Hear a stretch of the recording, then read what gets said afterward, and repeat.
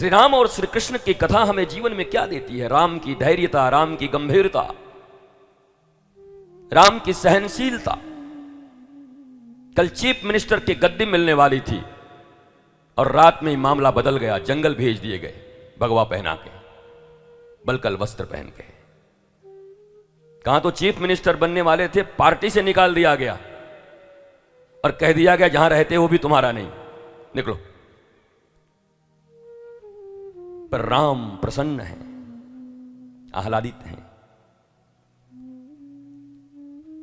कहीं सुतीक्षण से, कहीं अगस्त से, कहीं सबरी से, कहीं जटायु से, कहीं हनुमान से मिलने की एक उत्कंठा है राम के भीतर में।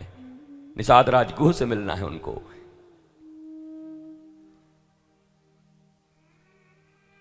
इसलिए मां कौशल्या जब पूछती है कि बेटा कल तो तुम्हारा, आज तो तुम्हारा तिलक है, बोला हां, बस थोड़ा कार्यक्रम बदल गया मैया।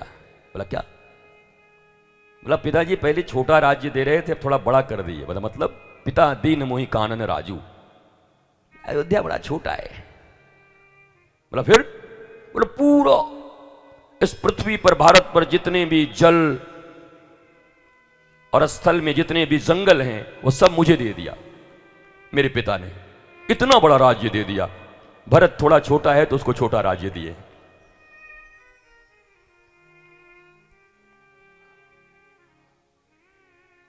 बताओ, आईफोन का स्क्रीन टूटने पर रोने वाले लोगों हैं, जूते चोरी हो जाए तो तुम्हारे मुंह जूते की तरह बन जाते हैं। मैं हर कथा में देखता हूं, किसी का जूता चोरी हुआ तो उसी का मुंह ऐसे बन गया, इतना लंबा, 10 नंबर का। और एक की सत्ता चली गई, माता पिता से छुटकारा, पत्नी को लेकर निकलना, और कुछ दिनों के बाद पिता प्रयाण कर गए। नारायण के जिन चरणों को लक्ष्मी छूते हुए भी सकुचाती है, कहती है कि मैं नारायण के चरण, या जानकी भी राम के चरण को नहीं छूती, क्यों? बोला मेरे हाथ इतने कठोर हैं और प्रभु के पांव इतने कोमल हैं, कैसे छूऊं?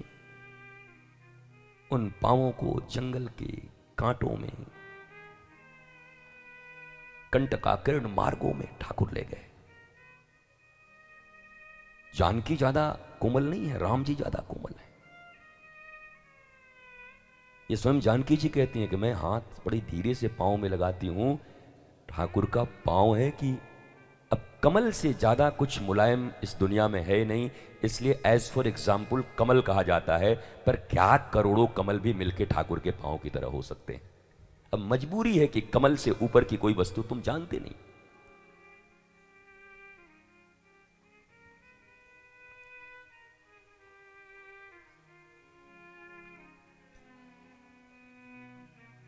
तो ऐसी विपरीत परिस्थितियों में भी कौन धैर्य को रख सकता है?